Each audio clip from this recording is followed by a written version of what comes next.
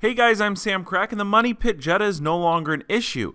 At least not for me. That's because I traded it, as you probably read from the title of this video. It's gone. It's no longer mine, but what is mine is this turbo Porsche, which is a whole nother situation we'll get to in a moment. But for those of you that might not be familiar with the Money Pit Jetta, it's important that you are, because the Money Pit Jetta is arguably the foundation of this channel. You see, it's a car that I won at the Salvage auction for the really low price of only $2,500. It was a relatively new Jetta GLI loaded out model at the time, and it had, I want to say, between 20 and 30,000 miles on it. This is a car that would easily retail in the mid-teens, $15,000, $16,000 with a clean title, same exact mileage, and of course not in the condition that I saw it in. I thought I snagged a deal, but all I snagged was a doctored up dealer car. Now, I've gone into this really in depth in the past. If you want to check out a video of what I mean by a doctored up dealer car, just click the link above. But very simply, it's a car that somebody took and it was just destroyed, like the Money Pit Jetta. They went and they did a few little touch-ups to it, making the damage look minimal compared to what it was originally like, and then just flipping it right back at auction for a quick buck. Now, I think the Money Pit Jetta was the second or third car I had bought from Salvage auction, really the only unsuccessful rebuild project I've ever had, but I didn't know a whole lot about this process. So I had the Jetta delivered straight to a body shop, and that was my second main issue, because this body shop wasn't so forthcoming. They took a look at the car and they said, yeah, we'll fix this like it never even happened. Only $2,500 and you provide all the parts. Oh, and by the way, we need half up front. Now, that's not an unusual body shop tactic, but in this case, the half up front assured them some cash while they spent the greater part of 10 months to even get anything done on this car. I mean, it sat and everything was tomorrow. We'll get this done tomorrow. And tomorrow came and whatever job they were supposed to be working on was never really done. And everyone out there knows as cars sit, they depreciate, and they also are generally worse off than they were the day before. Again, around 10 months later, I got the car back. It had an average paint job, Bondo all over the place. An entire corner was just welded in the improper way, and it came with some extra quirks and features. That's because where the damage was, it hit one of the main electrical harnesses, and it ripped off 4 or 5 different plugs. That's not abnormal in an accident. Now, the very skilled mechanic here at the world's best body shop, instead of just repairing these few individual wires, decided to cut off the entire major wiring harness and said, hey, go find me a new one of those if you would, which retails for over $4,000 at the Volkswagen dealership. Had to go to some specialty turbo Volkswagen junkyard where I spent hundreds of dollars more to get the section piece of this harness. This car was a nightmare to rebuild, and it's not over. Now, when I took the car back from the body shop after the repairs were completed, they said, bring it back to us. Get some of your mechanical stuff sorted out to us, and then we'll touch up the paint work. Now, even though the price that they quoted me had all the mechanical work and electrical work in it, okay, at this point, I'm not waiting any longer. I had to get this car finished, and I figured I could at least try and sell it to recoup some of my money back. It was on that drive home I realized I don't think I'm going to be selling this car anytime soon. It just had so many problems, and the repair just didn't seem right. You could literally hear the wind noise coming through the area where they welded it. It was just bad. No joke, I got a lot of the electrical stuff working as documented on my channel. I got the radio working, I got the AC working, the airbag light was turned off. So I took the car back to the body shop for some of these touch-ups, and they told me I'd have it back the next day. 3 weeks later, I go back to pick up the car, and the entire passenger side is flooded. It had been raining heavily for the past month, and of course the body shop forgot to put the cowl cover back over where the air intake is for your AC system. So guess what? My AC no longer worked, my radio was acting up, everything that I had just fixed was unfixed, but now for different reasons. Obviously because this water had been sitting in it for at least a week, if not 2. I took the car back and I vowed never ever to return it or myself to the body shop. I chalked it up as a complete loss and just didn't want to lose any more of my time. I spent several more days trying to diagnose the new issues,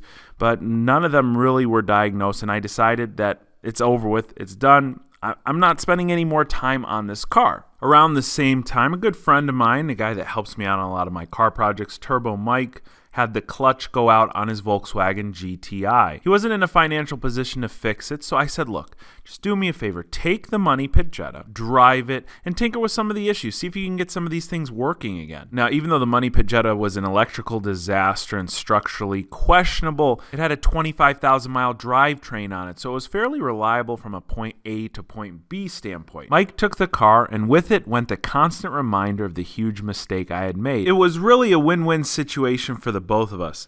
That is until you find out that my mechanic friends don't work on their own cars, and none of its electrical issues were actually sorted out. Several months go by, and Mike put over 10,000 miles on this car, which again is a testament to the reliability of its drivetrain. But in those 10,000 miles, he had no AC, no power door locks, a stereo that only played out of 2 speakers, a steering wheel that was turned 90 degrees to go straight, and a dashboard that was lit up like a Christmas tree. Towards the end of Mike's time with this car, he called me up and let me know that it was involved in a hit and run. Somebody had hit the side of it in his condo complex and drove away, leaving no note. He told me not to worry, he'd take care of the damages himself out of pocket, and I said, well, how bad could they be if somebody just hit a parked car? According to the insurance company, it was a couple $1,000s worth of damages. They had hit the fender, the door, and they smashed the side mirror shell right off the car. There was a higher being telling us that this car was not meant to be on the road. So the last time we checked in with the Money Pit Jetta on this channel is when we took it to CarMax,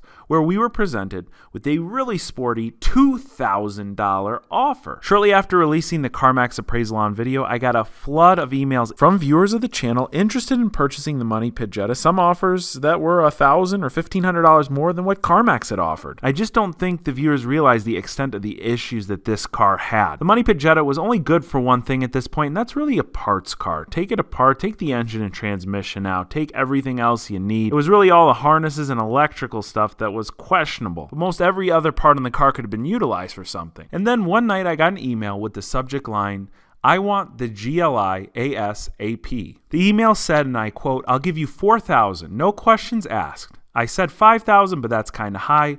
Or I have a mint, flaw-free 2004 Porsche Cayenne Turbo clean car, title never touched, if you add $1,500.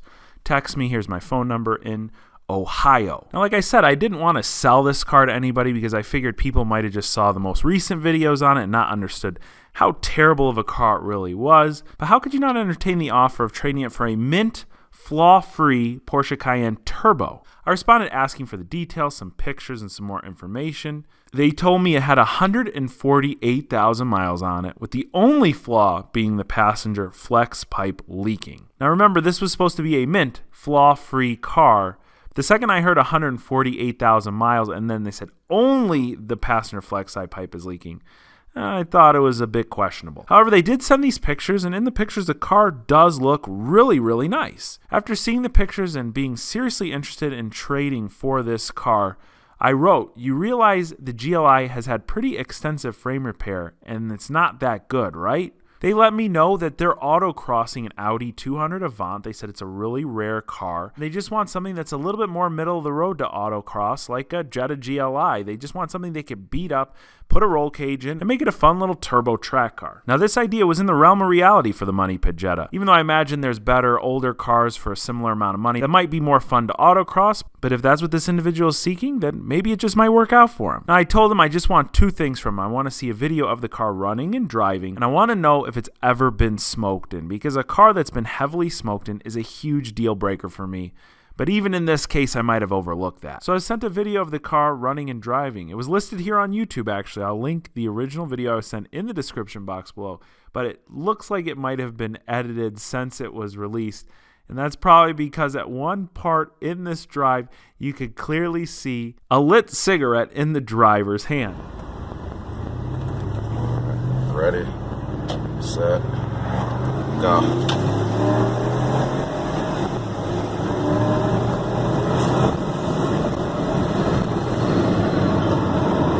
The point, huh? That was 100 mph right there. As well as a handful of lights lit up on the dashboard. I gave this guy a little bit of a hard time for that, but he assured me the car didn't smell like cigarette smoke. The window was open, and he never ever really smoked in this car. He barely even used it. As far as the lights on the dashboard, he did tell me that the ABS light was on, and that was simply because one of the sensors in the wheels were bad, but it was no big deal. Last fault that was admitted was the radio doesn't quite work either. The story seemed to get better and better, so we had to make this trade happen. And after exchanging a handful more of emails and text messages, we settled on a straight up trade. My car for his car, no extra cash. However, I was going to foot the entire shipping bill. The Porsche would be shipped from Ohio to me in Florida, and while the transporter was dropping off the Porsche, he would pick up the Jetta and return it back in Ohio. The shipping bill was exactly $1,300 for both of these moves. And believe it or not, that was enclosed transport. Now, I wasn't in town when the Porsche was being delivered, but I was anxiously messaging Mike,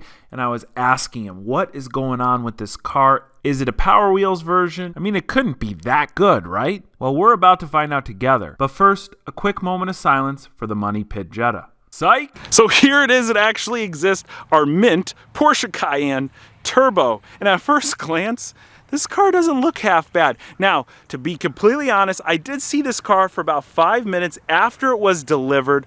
Like I told you, Turbo Mike took delivery of it, and he told me about some of, I guess what we'll call its quirks, and he did try and diagnose things for probably about 10-15 minutes before he just decided he'd let me see it and check it out for myself so we could figure out what to end up doing with it. But at first glance, the outside of this car is actually in excellent condition. All the body lines match up pretty darn well. There's nothing that looks or appears like this car was repainted or in any accident, and the factory paint is in really good condition, especially considering it's got 150,000-ish miles on it. Now, one of the things that I really liked about this car is right there. These cars, since they have so much torque, are known to be able to tow, I think, in excess of like 7,000 pounds. So this would be an excellent car to go and pick up auction cars with. That is bearing, of course, that this car functions somewhat. Now, before we get inside the driver's seat, I want to tell you about 4 things that the previous owner told me were wrong with it. The first is that the ABS light is on the dashboard. He said that that's just a bad sensor. It's no big deal. Number 2 is that the radio is dead. Number 3 is that there's a hole in one of the exhaust headers, and number 4 is that the key fob in the battery is dead. Now, all of these problems seem to be minimal, and they shouldn't affect the way the car drives or runs, but let's start with the simplest of them all, the battery and the key fob right here. Now, this is a very common Volkswagen Audi key right here, and I've taken a bunch of these apart to replace the battery. I did that, and guess what? It didn't fix the no battery in the key fob situation. You could see when I hit the lock button here, remember there's a fresh battery that's in here. I hit the trunk open button back here, nothing responds. So I think that there is an actual issue with the transponder in this key. Now, when we open up the driver's side door, I was greeted with something that was a bit of a surprise, and it turns out it was a gift. There's a ton of rocks in the door card here. Now, I was completely puzzled by this, and I asked the previous owner, what is the deal with all the rocks in the door card? And he told me that they were a gift from his kids because they're mineral rocks. So to this gentleman's kids, thank you very much. My mom always taught me to be respectful, even if it's not the gift you ask for. The next thing that is pretty obvious, pretty clear, check out the disgusting mess that is underneath the driver's seat here. Now, the driver's seat is where the battery lives in this car. So this has probably been taken up and down a few times during the life of this car. But it's clear there was some water sitting down here. Things got a bit rusty. I mean, this is all corroded. There's screw is missing that bolts the seat down to the floor. That screw looks loose. And check this out. Look, the seat actually moves. It needs that bolt. And I'm just wondering what is underneath this carpet. So before even seeing this car, I'm extremely leery about it. Seeing the floor in that condition made me immediately think, okay, flood car, they tried to off to me. But remember, this is a car that came from up north, so it's very possible that that is just grime, dirt, and corrosion from all the snow, the slush that was brought in to the driver's side foot area. Another highly possible scenario is that there's drains on this car somewhere. Those drains got clogged. Happens all the time with older cars, especially these Volkswagen Audis, and the drain usually goes down out somewhere around here, and since it was clogged, it starts to fill up with water in this area.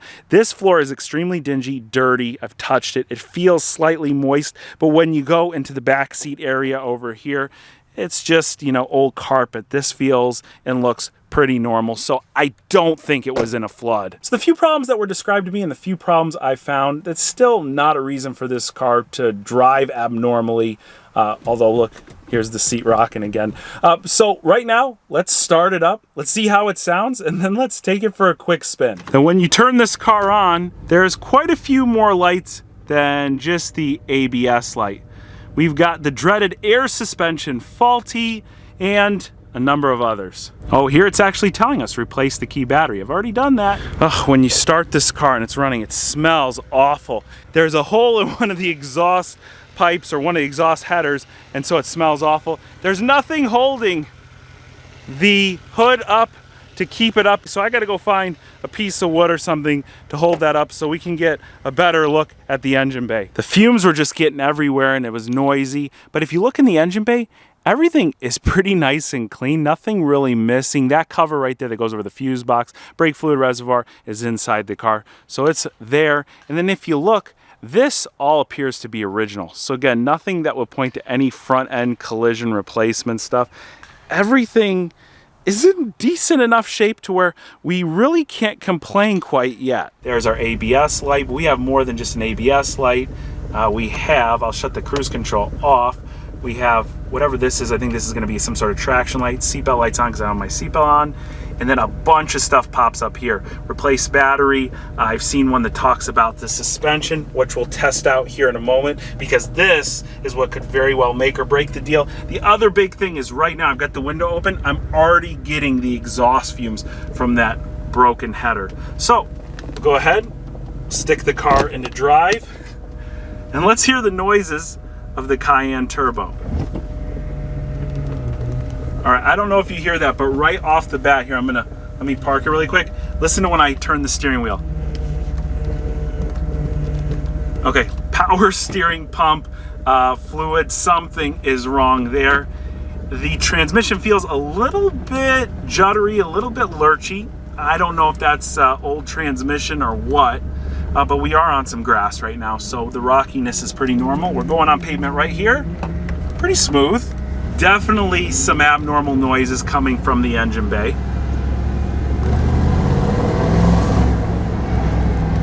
A little bit of turbo noise there, sounds pretty good. The brake pedal is very, very poor. It feels spongy. It feels like there's no fluid, but clearly there's at least some fluid that's able to stop us. And like Mike already said, he bled these brakes because he thought that it was a simple brake bleeding issue. There's a problem that was with the brakes that I noticed when I was driving it around. I tried bleeding it, seeing if I could correct it. If there's an issue with the pedal, it felt maybe spongy or something, but it just kind of just remained the same. And there's something wrong, probably electronically wrong with the system. I'm guessing that's why the ABS light is on. The car hardly stops in reverse, so that's not a good sign. Now, I just put it in Tiptronic mode. Of course, this is a Cayenne Turbo, so should be pretty quick. Let's see if we can't open it up in first, maybe second gear here. See if that works all right.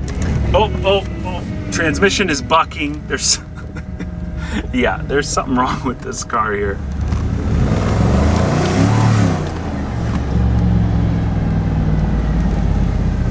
Car instills little confidence in me. I'm not going to drive it any more than I just did. The engine feels okay, transmission feels sketchy, and brakes are horrible. But the one thing that could make or break this car, whether it's worth restoring or not, is the air suspension setup here. So as you can see, there's a bunch of different options. You can raise and lower it, comfort, normal, and sport mode. And these are probably different differential settings, I'm guessing, for climbing mountains or just cruising on the highway.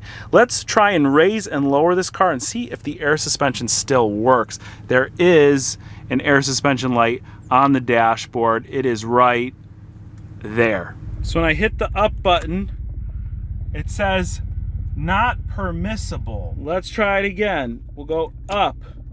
Oh, and it's doing something. Look, it says normal level selected. It does feel like it's moving from inside the cabin. We'll have to look at the footage from the outside. All right, now let's hit it up again. Let's see. It says terrain level selected. It really feels like something's happening. I think there's one more notch we can go. Yep, that's all the way. This is special terrain level selected.